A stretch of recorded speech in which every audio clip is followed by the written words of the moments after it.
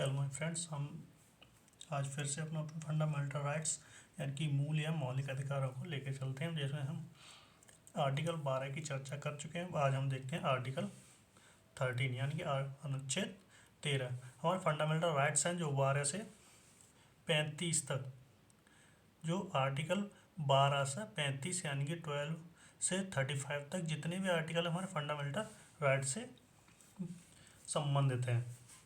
हम देख रहे हैं आर्टिकल 13 क्या कहता है। हम आर्टिकल 12 को देख चुके हैं, आज हम आर्टिकल 13 को देखते हैं। आर्टिकल 13 क्या कहता है, जो मूल अधिकारों को कम करने वाली या असंगत हो तो ये विधियां शून्य होंगी। यानी क्या कहता है आर्टिकल 13, ऐसी कोई विधि या कोई नियम या कोई कानून हमारी सांसद जारी करती है तो सांसद जारी करती है, किंतु अगर हमारे मौलिक अधिकारों में उनमें कुछ कमी या प्रतिबंध लगाती तो ऐसी विधियों को असंगत कर देगी। यानी कि ऐसी विधियों को क्या शून्य कर देगी, असंगत होंगी। जो विधि असंगत होगी उन्हें क्या कर देंगी, विधि को शून्य कर देगी। जो शून्य करने करेगा कौन, न्यायालय। न्यायालय में कौन, हाई कोर्ट, उच्च कोर्ट, सर्वोच्च न्यायालय यानी कि सुप्रीम कोर्ट। हमारे जो ऐसे कोई राज्य या स्टेट या गवर्नमेंट, स्टेट या फिर सेंट्रल गवर्नमेंट या स्टेट गवर्नमेंट अगर कोई ऐसा नियम बनाती है जो हमारे मौलिक अधिकारों को हनन करता है तो उसे कौन, आर्टिकल 13 उसको असंगत घोषित करके उस विधि को क्या कर देगी, शून्य कर दे। जो समाप्त कौन करेगा, हमारा सर्वोच्च न्यायालय यानी सुप्रीम कोर्ट। सुप्रीम कोर्ट क्या कर दे, उसे असंगत कर दे। हम देखते हैं विधि होती क्या है भाई। विधि एक कुछ नहीं होती, एक कानून होता है। जैसे कोई विधि है, कोई कानून है या लॉ है, वो कौन बनाएगा, राज्य सरकार बनाएगी या कोई सांसद बनाएगी। यानी क्या, जो विधि या फिर लॉ है, जो लॉ है उसे कौन, या राज्य सरकार बनाएगी या सांसद बनाएगी। हमने क्या विधि के इक्वल में क्या रखा है, फंडामेंटल राइट्स यानी कि मूल अधिकार। यानी मूल अधिकार ऐसी कोई विधि जो मूल अधिकारों को हनन करती है, यानी कि क्या, डिक्रीज, यानी मूल अधिकारों में कोई प्रतिबंध लगाती है तो उसे क्या करते हैं, तो ऐसी विधि को हमारी सुप्रीम कोर्ट शून्य घोषित कर देगी। ऐसे फंडामेंटल राइट्सों को अगर कोई विधि कम करती है या उन पर कुछ प्रतिबंध करती है तो उन्हें क्या, शून्य कर देगी। तो हम अब देखते हैं फंडामेंटल राइट्स को कम करेगी तो भी सुप्रीम कोर्ट उस पर प्रतिबंध लगा दी। अब हम देखते हैं विधि क्या होती है, टू टाइप से होती है वैसे जनरली। जैसे कि क्या, प्री कॉन्स्टिट्यूशनल और पोस्ट कॉन्स्टिट्यूशनल। प्री कॉन्स्टिट्यूशनल जो पूर्व की विधियां हैं और पोस्ट कॉन्स्टिट्यूशनल क्या है, बाद की विधि। पूर्व और बाद, इसका मतलब क्या है, हमारा जो संविधान लागू हुआ था 26 जनवरी 1950 को, जो हमारा पूर्ण रूप से संविधान कब लागू हुआ, 26 जनवरी 1950 को। जैसे पूर्व की विधियाँ कैसी है हमारी, जैसे आईपीसी है, ये हमारी 1950 से पहले की हैं विधियाँ। यानी कि जो आईपीसी हैं, पर्सनल लॉ हैं, ये हमारे क्या, आईपीसी हमारे क्या 1860 1861 की बात है, यानी वो भी रहेंगी। और क्या, जो पर्सनल लॉ है वो भी हमारा रहे। अगर ये नियम, यानी क्या, अगर ये लॉ आईपीसी और पर्सनल लॉ जो है इनमें कोई फेर या बदल नहीं होंगे, लेकिन बशर्ते आर्टिकल 13 क्या कहता है, अगर ये हमारे संविधान के मौलिक अधिकारों का हनन करते हैं तो इन पर प्रतिबंध, यानी क्या, इनकी जो है उनमें प्रतिबंध लगा दिया जाएगा, किसके द्वारा, सुप्रीम कोर्ट के द्वारा। और पोस्ट क्या कहती है, जो संविधान लागू है उसके बाद अगर कोई कानून बनता है, यानी कि 26 जनवरी 1950 के बाद अगर कोई कानून बनता है तो अगर वो मौलिक अधिकारों को कम करेगा तो उसे भी, उस विधि को भी क्या, शून्य घोषित कर दिया जाएगा। उस विधि को क्या कर दिया जाएगा, शून्य। अगर, यानी कि मेरा कहने का मतलब हुआ, अगर 26 जनवरी 1950 की जो पहले की विधियां हैं वो हमारे जैसी हैं तैसी ही रहेंगी जो हमारी 26 जनवरी 1950 के पहले की, लेकिन बशर्ते अगर वो हमारे मौलिक अधिकारों को हनन नहीं करती, यानी कम नहीं करती हैं। जैसे आईपीसी 1860 1861 की हैं, ये रहेंगी। पर्सनल लॉ क्या है, हिंदूज, मुस्लिम, सिख, ईसाई जो भी धर्म है उनका अलग अलग लॉ है। हिंदूज पे हिंदू वाले लॉ लगते हैं और मुसलमानों पे मुसलमान, ईसाइयों के ईसाई। ये होता है पर्सनल लॉ। आईपीसी है हमारे 1860 और 1861 के बाद, इनमें हम हेरफेर नहीं कर सकते। लेकिन बात आता है अगर ये मौलिक अधिकारों का हनन करते हैं तो हम इन पर रोक लगा सकते हैं और इनकी जो विधि होगी उसे शून्य कर सकते। पोस्ट कॉन्स्टिट्यूशन क्या होता है, जैसे बाद की विधियां जो हमारे कॉन्स्टिट्यूशन 26 जनवरी 1950 के बाद की जो भी विधियां बनेंगी, अगर वो मौलिक अधिकारों का हनन करती हैं, यानी कि मौलिक अधिकारों को प्रतिबंध या कम करती हैं, तो उन पे भी उनके द्वारा बनने वाली जो विधियां होंगी वो भी कौन, सुप्रीम कोर्ट उसे भी शून्य घोषित कर देगी, जिसे हम आर्टिकल 13(2) में रखते हैं। और जो पूर्व की विधियां हैं ना 13(a) में रखते हैं। जो विधि हमारी होती है उसमें कुछ अगर परिभाषा देखें, विधि हमारी क्या है, कुछ स्थायी विधि बनाएगी, अधिसूचना यानी कि नोटिफिकेशन, अध्यादेश जो कि राष्ट्रपति करेगा, या कोई रूल।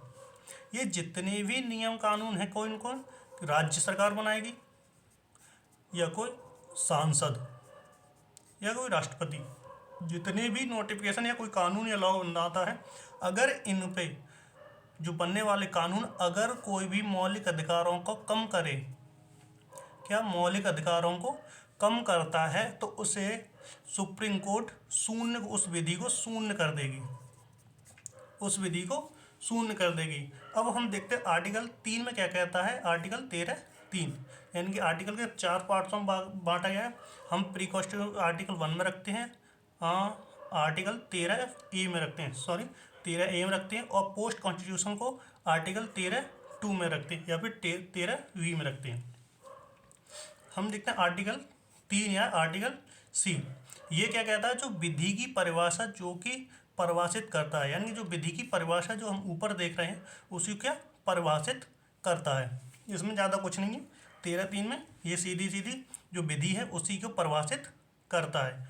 अब हम देखते हैं 13(4) यानी कि 13(4) या 13(a).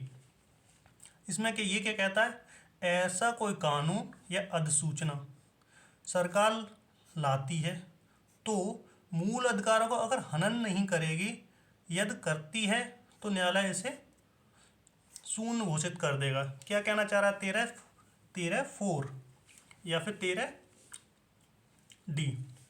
ये क्या कह रहा है, अगर कोई सरकार ऐसा नियम या कानून या अधिसूचना लाती है जो मूल अधिकारों को हनन नहीं करती है तो कोई दिक्कत ही नहीं है। अगर करती है तो उसे न्यायालय यानी सुप्रीम कोर्ट का शून्य घोषित कर देगी, शून्य घोषित कर देगी। अब एक क्वेश्चन बनता है, आर्टिकल 368 यानी आर्टिकल 368 से बनने वाली विधियां क्या इसमें शामिल हो सकती हैं? क्या 13(4) में आर्टिकल 368 से बनने वाली विधियां इसमें शामिल हो सकती हैं? अब इसको देखने के लिए हमें कुछ केस देखने होंगे, उन केस के आधार पर हम आगे चर्चा करेंगे। तो हम देखते हैं कुछ केसेस। तो हम अपने कुछ केस देख रहे हैं। जैसे पहला हम केस देखते हैं 1951। ये 1951 का जो केस है शंकरी प्रसाद बनाम भारत संघ। जो 1951 का जो केस है शंकरी प्रसाद बनाम भारत संघ, इसमें सुप्रीम कोर्ट ने बोला था 368 जो है, जो 368 के अधीन जितने भी संविधान संशोधन होंगे वो कैसे होंगे, अपवाद हैं। जो क्या होंगे, अपवाद है, वे विधि नहीं है, यानी वो विधि नहीं है। इसी में 1965 में जो केस आया सज्जन सिंह बनाम राजस्थान, ये राजस्थान का केस है। इसमें क्या कहा, 368 जो है के अधीन जितने भी संविधान संशोधन होंगे वो विधि नहीं है, अतः इन्हें शून्य घोषित नहीं किया जाता। मतलब अभी तक ये कहा जा रहा है कि जितने 368 के तहत जितने भी संविधान संशोधन होंगे और उससे कुछ भी मौलिक अधिकारों के कम या ज़्यादा होते तो उस पर कोई सुप्रीम कोर्ट कोई रोक नहीं लगा सकता। लेकिन क्या 1967 यानी 1967 का जो केस हुआ था, हमारे केस नंबर 3, गोलकनाथ बनाम पंजाब सरकार या भारत सरकार, तो इसमें कहा था जो आर्टिकल 368 है वो अपवाद है। जो अपवाद है, ये अपवाद क्या, जो अपवाद है ये अपवाद है। क्या कहना चाह रहा है, डेट मीन्स क्या, जो अब जो गोलकनाथ केस है वो कह रहा है कि जो 368 है वो अपवाद है, वो अपवाद नहीं है। क्या है, वो अपवाद नहीं है। इसका मतलब क्या है, जो 368 में जितने भी संविधान संशोधन होंगे पुनर्वालोकन के अधीन ही होंगे। जो 368 के जितने भी संविधान संशोधन होंगे वो किसके अंडर होंगे, पुनर्वालोकन के अधीन ही संविधान संशोधन होंगे।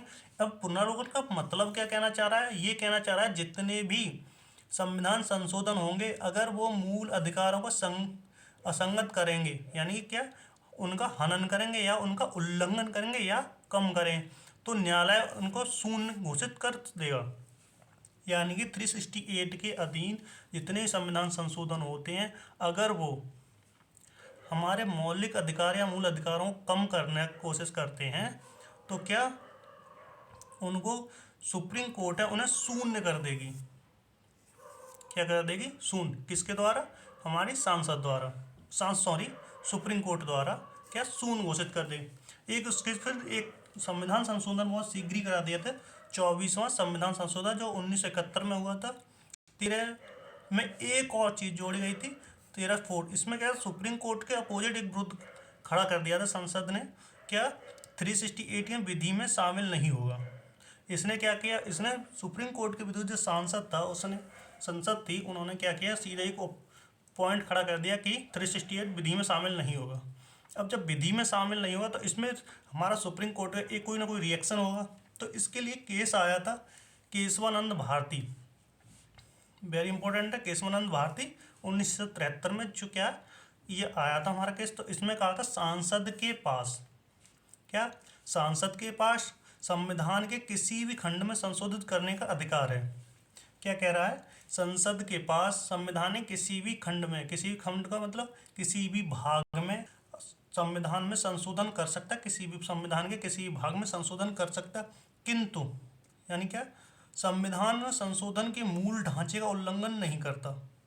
कब कर सकता है, जब तक कि संविधान संशोधन संविधान के मूल ढांचे का उल्लंघन नहीं कर सकता। केशवानंद भारती जो केस है 1973 है वो कह रहा है कि सांसद के पास संविधान के किसी भी खंड में संशोधन करने का तो अधिकार है, लेकिन वो तभी तक है जब तक वो संशोधन संविधान के किसी भी भाग का उल्लंघन नहीं करता, यानी डेट मीन मूल अधिकारों का कम नहीं करेगा। संविधान केशवानंद भारती कहता है संविधान संशोधन 368 के अधीन जितने भी संशोधन कर सकता है, बात तो नहीं है, वो कर सकता है, लेकिन बशर्ते वो मौलिक अधिकारों को कम नहीं करेगा। यानी अगर वो कम करता है तो सुप्रीम कोर्ट उसे क्या शून्य कर देगी। क्या सुप्रीम कोर्ट उसे शून्य कर देगी। 368 के अधीन जितने भी संशोधन होंगे,